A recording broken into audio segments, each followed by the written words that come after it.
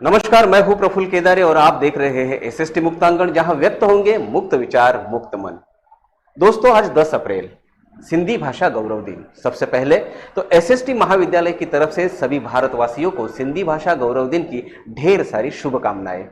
दोस्तों, आज ही के दिन इस भाषा को संवैधानिक तौर पर अनुच्छेद 8 में जगह मिली थी। सिंधी समाज अपनी उद्योगशीलता, अपनी आस्था प्रियता, अपनी आध्यात्मिकता और उसी के साथ अपनी सभ्यता पर प्यार करने के लिए बहुत मशहूर है। आइए इसी मौके पर हम बात करते हैं सिंधी भाषा, उसका विकास, उसमें आई हुई तब्दीलियां और उसके लिए काम करने वाले विभिन्न संगठनों के बारे में। इसी के लिए चर्चा करने के लिए आज हमारे बीच में मेहमान उपस्थित है महेश सुखरामणी जी। देखते हैं उनके कार्यों की यह छोटी सी झलक। सिंध इस देश की सबसे प्राचीन सभ्यता, उतनी ही मीठी और संस्कारक्षम सिंधी भाषा। सालों से सिंधी भाषा इस देश के इतिहास में अपनी अलग से पहचान बनाई हुई है, अपनी लोककला, साहित्य, अपनी बोली के माध्यम से। इसी सिंधियत और सिंधी संस्कृति के बचाव और विकास के लिए कई सारे हाथ काम कर रहे हैं। इन्हीं में से एक है आज के हमारे एसएसटी मुक्तांगण के अतिथि वक्ता, सिंधी काउंसिल ऑफ इंडिया के राष्ट्रीय सहसचिव, भारतीय सिंधु सभा के महासचिव, अखिल भारतीय सिंधी समाज के राष्ट्रीय संरक्षक महेश सुखरामणी। तो दोस्तों, ये सफर हमने देखा महेश सुखरामणी जो Sindhi council of India, Akhil Bharatiya Sindhi समाज, भारतीय सिंधु सभा, इन संस्थाओं के माध्यम से विभिन्न जिम्मेदारियां संभालते हुए सिंधी भाषा, सिंधियत, सिंधी सभ्यता, इसको आगे बढ़ाने की बहुत नेक कोशिश कर रही है। आइए हम जानते हैं उनसे और सिंधी भाषा और सिंधियत के बारे में। महेश जी, आपका बहुत बहुत स्वागत है हमारे एसएसटी मुक्तांगण में। धन्यवाद प्रफुल्ल केदार जी। सबसे पहले तो मैं एसएसटी कॉलेज के इस मुहिम का सिंधी गौरव दिवस के उपलक्ष्य में जो इन्होंने सिंधियत के लिए और सिंधी समाज के हित के लिए जो कार्य करे, उन चर्चा का मुझे विषय का इस अंग बनाया, मुझे इसमें भाग लेने के लिए मुझे मौका दिया, उसके लिए मैं डॉक्टर जेसी पुरस्वानी सर और उनकी पूरी टीम का बहुत बहुत आभार मानता हूँ। महेश जी, जैसे कि आज सिंधी भाषा गौरव दिन है, सबसे पहले तो आपको और सभी भारतवासियों को तहे दिल से इस दिन की शुभकामनाएं। किस तरह से आज के इस दिन को आप गौरवान्वित करेंगे और क्या इतिहास है सिंधी भाषा गौरव दिन का? सबसे पहले तो सभिनी खे जय झूलेलाल। सिंधी भाषा ॾींहं जूं सभिनी खे लख लख करोड़ करोड़ वाधायूं। प्रफुल्ल जी, सिंधी गौरव दिवस हमारे लिए 1967 में 8वें अनुच्छेद में हमारे 10 अप्रैल को हमारे को राष्ट्रीय अनुच्छेद में भाषा का दर्जे का स्थान मिला था, इसलिए हम लोग उसको गौरवान्वित महसूस करते हैं और ये हमारे लिए सच में गौरव का दिन है, फक्र का दिन है। उसका कारण है, मुझे बड़े ही दुख के साथ कहना पड़ रहा है कि जब भी जो आज पाकिस्तान है, जो एक अखंड भारत का अंग था, जिसके हम रहवासी थे, हमारे सिंध समाज के लोग सिंध प्रांत से, जब भी बंटवारा हुआ, बंटवारे में हमने अपने हिंदुत्व के लिए, अपने सनातन धर्म के लिए अपने वहाँ से पलायन किया, क्योंकि हमें हिंदुत्व प्यारा था, हिंदुस्तान प्यारा था हमें, और हमने अपना पूरा घर, पूरा सभी सामान, सभी चीजें, अपने दुकान, अपने व्यापार सब छोड़कर हमें जो उस समय हमारे हाथ में आया, जो हमारी पूंजी थी, वो सब लेके हम लोग यहाँ पर भारतवर्ष में आए और आज जिसको जहां पनाह मिली, पूरे देश में हम लोग फैल गए। लेकिन कुछ चीजें हैं जिस चीज से हम वंचित रह गए। मैं आपके इस चर्चा के माध्यम से जरूर कहना चाहूँगा कि राजनीतिक दृष्टिकोण से हमें कहीं भी कोई प्रोत्साहन नहीं मिला, कहीं भी हमें संरक्षण नहीं मिला है। आज हम आज़ादी का 75वां महोत्सव मना रहे हैं। हमने ये यहाँ पर आके ऐसा सोचा था कि सिंधी समाज का संघर्ष खत्म हो जाएगा, लेकिन ये संघर्ष खत्म नहीं हुआ। खत्म होना तो दूर है और भी जारी है। आज भी जारी है। और आज भी हमारे जो वरिष्ठ हैं जिन्होंने इसमें अपना योगदान दिया है, मतलब मैं तो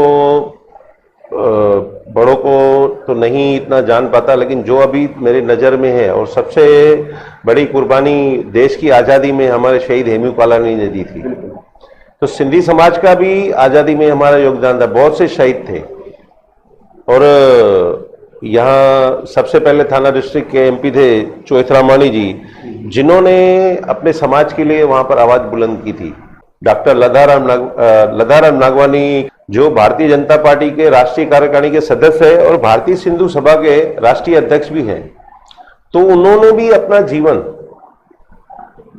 समाज के लिए समर्पित किया। तो सिंधी संस्कृति को विविध लोक कला के माध्यम से जीवित रखने के लिए, जैसे सतरामदास रोहरा दादा थे या भगवंती नावानी जी थे या भक्तियानी जी थे, इन्होंने बहुत बड़ा काम किया है। वही ट्रेडिशन चलाते चलाते दीपक वाटवानी जैसा एक लेखक है, निर्देशक है, अच्छा कलाकार है, अच्छा निवेदक है, जो सिंधी भाषा नई पीढ़ी में बहुत आसानी से हैंड ओवर करने की कोशिश कर रहा है, हस्तांतरित करने की कोशिश कर रहा है।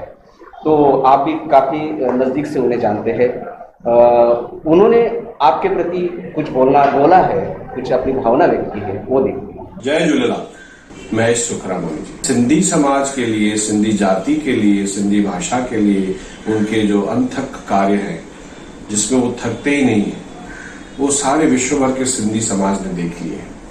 सिंधी काउंसिल ऑफ इंडिया हो या फिर भारतीय सिंधु सभा हो, इसके राष्ट्रीय पदों पर वो बिल्कुल नियुक्त हुए हैं और महाराष्ट्र राज्य सिंधी साहित्य अकेडमी के वो सदस्य रह चुके हैं। हर वो सिंधी भाषा से संबंधित विषय, हर वो सिंधी संस्कृति से आयोजित कार्यक्रम जो भी यहाँ आयोजित होता है, उसमें महेश सुखरामानी की कहीं ना कहीं कंट्रीब्यूशन होती है।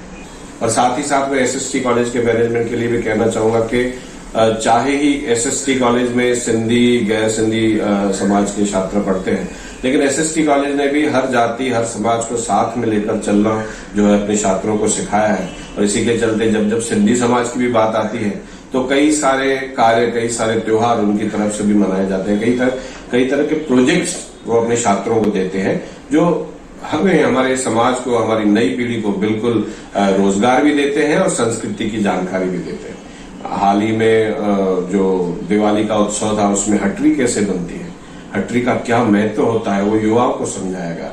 वैसे चेटीचंड के उपलक्ष्य में एसएसटी कॉलेज आ गया है, हर त्योहार के उपलक्ष्य में वो आगे आते हैं। तो सिंधी समाज के लिए उनकी भी जो सक्रियता है उसको भी हम दाद देते हैं और उनकी भी प्रशंसा करते हैं, उनकी भी कदर करते हैं। जय झूलेलाल। दीपक जी, तव्हांजी ॾाढी मेहरबानी। महेश भाई, जैसे कि हम जानते हैं कि किसी भी सरकार चलाना इतना ही काम नहीं होता है।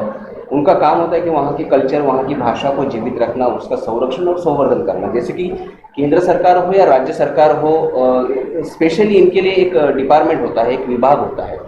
तो क्या ये विभाग सिंधी भाषा के प्रति उतने संवेदनशील नहीं है? देखिए, अभी केंद्र में एनसीपी सेल है, गठित है। अभी नई बॉडी बनने वाली है। इसके पहले काम कर रही थी, अच्छा काम कर रही थी। इसके पहले के अध्यक्ष हमारे नागपुर के घनश्याम दास कुकरेजा जी थे, उनके पहले भी रवि जी थे। तो इन्होंने कार्य बहुत अच्छा किया है।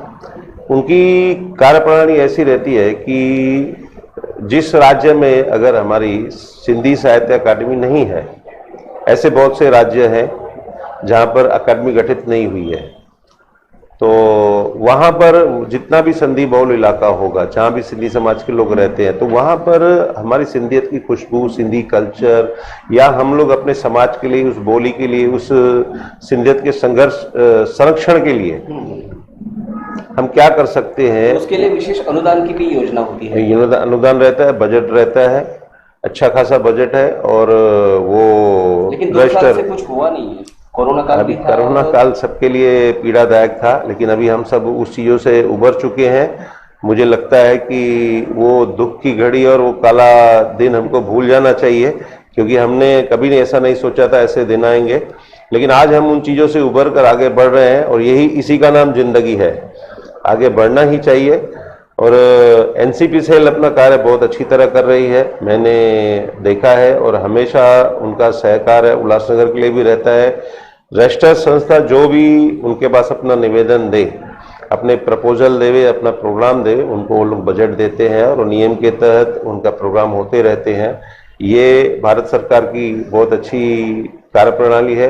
लेकिन उसी प्रकार राज्य सरकार में 2 साल से सिंधी साहित्य अकादमी का कार्यकाल बंद है। अभी तक समिति गठित नहीं हुई है, कोई अध्यक्ष नहीं हुआ है, कि कृपया इस पे ध्यान दें। हम भी आशा करते हैं कि रुके हुए इस वक्त को फिर से गति मिले और सिंधी भाषा को जीवित रखने का कार्य उसी जद्दोजहद से हो।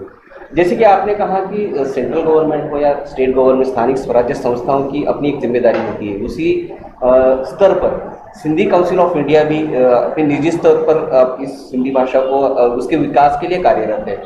तो इसका कैसे कार्य होता है, किस तरह से ये काम करती है? सिंधी काउंसिल ऑफ इंडिया सह सचिव भी है। सिंधी काउंसिल ऑफ इंडिया से मैं बहुत सालों पहले से जुड़ा हुआ हूँ और इसके फाउंडर प्रेसिडेंट थे सुरेश केसवानी जी, और इनके बहुत से सदस्य हैं, मुरली अदनानी जी हैं, गुरुमु जगवानी जी हैं, अभी हमारे राष्ट्रीय अध्यक्ष मोहन लदानी जी हैं। बहुत से ऐसे पूरे देश में हमारी शाखाएं हैं। सिंधी काउंसिल ऑफ इंडिया का काम सबसे ज़्यादा ये हुआ कि हमने संसद में उस समय सोनिया गांधी द्वारा मनमोहन सिंह की सरकार में हमने संसद में शहीद हेमू कालानी जी की पुतले का अनावरण करवाया था। अच्छा। ये सिंधी काउंसिल ऑफ इंडिया की उपलब्धि है, ये काम उन्होंने किया था और संस्था की ओर से मैं उनसे जुड़ा हूँ। तो बहुत से सारे कार्य हम लोग सिंधी समाज के उत्थान के लिए और पूरे विश्व में हमारी शाखाएं हैं और हम सब समाज को जोड़ने का कार्य सिंधी काउंसिल ऑफ इंडिया की ओर से करते हैं। और सिंधी काउंसिल ऑफ इंडिया और ग्लोबल फाउंडेशन की ओर से एक सबसे बड़ी उल्लासनगर उपलब्धि ये हुई थी कि हमने जिन मध्यम वर्गीय और गरीब समाज के लोगों के पास टॉयलेट नहीं थे घर में, क्योंकि यहाँ पर जब भी हम आए थे शरणार्थी के रूप में तो बैरक की कोठिया में मिली थी और वो टॉयलेट सब बाहर ही एक 5-5, 7 ऐसे बने रहते थे और उनका उपयोग होता था। तो बहुत से ऐसे परिवार थे जिनके घर में टॉयलेट नहीं था। सिंधी काउंसिल ऑफ इंडिया और ग्लोबल फाउंडेशन ने मिलकर उस कार्य को किया है। आज उल्लासनगर में हमने 500 से ज्यादा टॉयलेट बना के दिए हैं सिंधी समाज के लोगों को। तो Sindhi council of India Sindhi सभ्यता संस्कृति को बचाने के लिए तो काम करती है, लेकिन लोगों के बीच में जाकर उनकी मूलभूत सुविधाओं पर भी काम करती है। और आपके इस मूवमेंट के जो इस देश स्तर पर नेतृत्व करते हैं हमारे एक्स MLA गुरुमुख जगवानी जी, वो भी उनका भी आपको हमेशा मार्गदर्शन मिलते रहता है, देश भर में काम करते रहते हैं। तो उल्लासनगर में भी बीच बीच में आकर यहाँ के लोगों को इंस्पायर करते रहते हैं। उन्होंने भी आपके कार्य के प्रति अपनी भावना व्यक्त की है, वो भी। जय झूलेलाल, सभिनी खे सचो सतराम। असांजो भाउ आहे महेश सुखरामाणी, जंहिंखे मां तमामु सुठे नमूने सां सुञाणींदो आहियां। मूंसां गॾु सिंधी साहित्य अकेडमी महाराष्ट्र में मुंहिंजे कुल्हे सां कुल्हो मिलाए हुन सिंधियत लाइ कमु कयो आहे। कहिड़ो बि सिंधियुनि जो प्रोग्राम हुजे, झूलेलाल जो बहिराणो हुजे, चेटी चंड हुजे, चालीहो साहिब हुजे, या कंहिं बि संत महात्मा जो सिंधियुनि जो मेलो हुजे, ही महेश सुखरामाणी अॻिले खां अॻिरो रहंदो आहे। अॼु 10 अप्रैल ते जेका असांजे सिंधी दिवस मल्हायो वेंदो आहे, असां सिंधियुनि जे लाइ हिकिड़े वॾे फ़ख्र जी ॻाल्हि आहे। सच साईं दर इहा प्रार्थना कयूं त हो अॻिते सॼी ज़िंदगी सिंधियत जी शेवा कंदो रहे। सचो सतराम। गुरु जी जय झूलेलाल, महिरबानी तव्हांजी, हमेशा तव्हांजो साथ ऐं तव्हांजो विश्वास भी मुझे मथा है ऐं तव्हां असांखे हिमथाईंदा रहंदा, उन लाइ ॾाढी ॾाढी तव्हांजी महिरबानी। महेश भाई, सिंधी काउंसिल ऑफ इंडिया के साथ साथ भारतीय सिंधु सभा भी देश में काफ़ी अच्छा कार्य कर रही है, जो हमारे दादा लदाराम जी हैं उनके नेतृत्व में, और आप महाराष्ट्र के जॉइंट सेक्रेटरी भी हैं। तो इस संस्था के माध्यम से सिंधी भाषा के विकास के लिए क्या क्या आज तक के कार्यालय कैसे रहा इसका? सबसे पहले तो मैं दादा लदाराम जी का बहुत बहुत आभार भी मानता हूँ और धन्यवाद भी कहता हूँ, क्योंकि दादा का आशीर्वाद और दादा का विश्वास मेरे ऊपर हमेशा है और उन्होंने मेरे ऊपर ट्रस्ट रखा है। ये बहुत बड़ी बात है, क्योंकि आज उनकी उम्र 75 साल है और आज भी सिंधी भाषा गौरव दिवस पर वो भोपाल में है। अच्छा। तो वो इस उम्र में भी प्रवास करते रहते हैं। सबसे बड़ा कार्य जो है कि सिंधु दर्शन यात्रा, लेह लद्दाख में जो सिंधु नदी के तट पर हम लोग बाराणा साहब का आयोजन होता है, जो अभी भी 22, 23, 24, 25 जून तक को है वहाँ पर। महेश भाई, जिस तरीके से आपने दादा का जिक्र किया है कि 75 साल की उम्र में भी एक नौजवान जैसे दौड़ते हैं और पूरे देश में सिंधी समाज के एकत्रीकरण के लिए लड़ते हैं, तो जिस तरह से आपने आदर व्यक्त किया है, उन्होंने भी आपके लिए आशीर्वाद भेजा है। और जी कि तव्हां सभिनी भाउरनि खे ख़बर आहे कि 1957 में 10 अप्रैल जे ॾींहुं भारत जे संसद में भूतपूर्व प्रधानमंत्री आदरणीय अटल बिहारी वाजपेयी जे प्रयासनि सां ऐं दादा लाल कृष्ण आडवाणी जे प्रयासनि सां असांजी भाषा खे 8 शेड्यूल में स्थान मिलियो ऐं उन ॾींहं खां वठी अॼु ताईं असां हर वर्ष इनखे उत्सव जे रूप में मल्हाईंदा आहियूं। ऐं अॼु विशेषता मां अॼु उल्हासनगर में हुजण जे करे मूंखे भारतीय सिंधु सभा जो हिकिड़ो असांजो वरिष्ठ सदस्य महाराष्ट्र प्रदेश जी महामंत्री जिम्मेदारी आहे। अहिड़ा मुंहिंजा भाउ, नंढे भाउ वांगुरु महेश सुखरामाणी जी, सिंधियत ऐं शहदाइन। दादा तव्हांजी महिरबानी ऐं मां वाइदो थो कयां त हमेशह तव्हांजे मार्गदर्शन सां ही अॻिते वधिबो। महेश भाई, जिस तरह से आपने लीनता से दादा को वादा किया है कि उनकी प्रतिष्ठा को कहीं पर भी ठेस नहीं पहुंचने देंगे, उस तरह से आज जिस मकाम पे आप खड़े हो, नई नस्ल से क्या वादा चाहोगे? जाते जाते क्या कहेंगे? सिंधी भाषा को बचाने के लिए क्या आह्वान करेंगे आप? देखिए, अभी आपने बहुत ही अच्छा सवाल पूछा है, उसका मैं आपको बता दूं। उल्लासनगर पे हमें बहुत अभिमान है सिंधी समाज को। पूरे देश में नहीं, पूरे विश्व में उल्लासनगर का नाम लिया जाता है। उसका कारण है कि सबसे ज़्यादा सिंधी समाज की यहाँ पर दरबारें हैं। नहीं, अच्छा, दरबारें हैं, संतों का वास है। संतों का वास है। सबसे ज़्यादा धर्मशालाएं हैं, सबसे ज़्यादा गौशालाएं हैं, ठीक है। सबसे ज़्यादा सिंधी समाज के लोग यहाँ पर रहते हैं, बहुल इलाका है। सिंधी खाना यहाँ पर आपको रोज़ सुबह शाम मिल जाएगा। सिंधी बोली जाती है यहाँ पर, सिंधी पढ़ाई अभी भी यहाँ पर जाती है। जैसे डॉक्टर दयाल आशा है, प्रोफेसर मीना रूपचंदानी है। मैं ऐसे जैसे हमारे नानिक मंगलानी जी हैं जो सिंधियत के लिए हमेशा रहेंगे, हमारे भाई दीपक वाटवाणी हैं, चंदर अदासी हैं। आज हमारे बीच दिलीप लालवाणी नहीं रहे, जिन्होंने पिक्चरों की शुरुआत की थी और समाज के लिए उन्होंने बहुत ही योगदान दिया था। ऐसे बहुत से छुपे लाल हैं जो अपनी कोशिश करते रहते हैं। लेकिन ये गर्व और गौरव हमारे लिए हमेशा बना रहेगा कि उल्लासनगर की देन समाज के प्रति बहुत ही ज़्यादा रहेगी और रहती है। यहाँ पर ऐसे बहुत से, मैं आपको उद्योगपति मेरे से कांटेक्ट में है, रिलेशन में है, जो हमारे को हर चीज के लिए उनका तन मन धन रहता है। आप महेश जी सिंधी समाज के लिए क्या करना चाहते हो, आप मुझे बताओ, हम आपके साथ हैं। आज हमारे यहाँ पर चेटीचंद महायात्रा निकलती है। अभी इस साल हमने चेटीचंद बाइक रैली निकाली, तो ये नई शुरुआत है हमारे सिंधी समाज को जोड़ने के लिए, युवाओं को जोड़ने के लिए बाइक रैली निकाली है। तो इस प्रकार के जो कार्य हैं, और सिंधी नाटक, सिंधी जो पिक्चरें हैं, तो मैं आपके इस चैनल द्वारा प्रफुल्ल जी मैं कहूँगा कि वो पिक्चर देखें, उसको आगे बढ़ाएं, क्योंकि आप अगर सिंधी हो तो आपको कभी भी ये गर्व से कहना चाहिए कि हाँ मैं सिंधी हूँ, मैं सिंधी हूँ, मैं सिंधी हूँ। तो उसके लिए आपको इतना योगदान करना चाहिए कि अपने परिवार में आप सिंधी में बात करें, अपने बच्चों को सिंधी सिखाएं। महेश जी ने कहा कि गर्व से कहो हम सिंधी हैं, हम सिंधी हैं, हम सिंधी हैं। यही नोट पर हम यहाँ पर रुकते हैं। और महेश जी ने जो आह्वान नई नस्ल से किया है कि आप सिंधी भाषा पढ़िए, लिखिए, सिंधी नाटक देखिए, सिंधी साहित्य पढ़िए, और आने वाली नस्ल को उतनी ही संवेदनशीलता से आप इस भाषा को हस्तांतरित कीजिए। सबका मैं बहुत बहुत आभार व्यक्त करता हूँ, और विशेष रूप से आपका कि इतने बिजी शेड्यूल में से आपने वक्त निकाल कर सिंधी भाषा की इस नींव को और बुलंद करने के लिए यहाँ पर इस चर्चा में आपने भाग लिया। महेश जी बहुत जय झूलेलाल, जय झूलेलाल, जय झूलेलाल। दोस्तों, कोई भी भाषा किसी भी सभ्यता का आत्मा होती है। अगर उस आत्मा को हम जिंदा नहीं रखेंगे तो शायद कोई सभ्यता ही इस धरती पर अपना रूप नहीं ले पाएगी। जी हाँ, ऐसे ही विभिन्न क्षेत्रों में काम करने वाले समाज धुरियों से हम आपको परिचित कराते रहेंगे। आप देखते रहिए SST मुक्तांगण।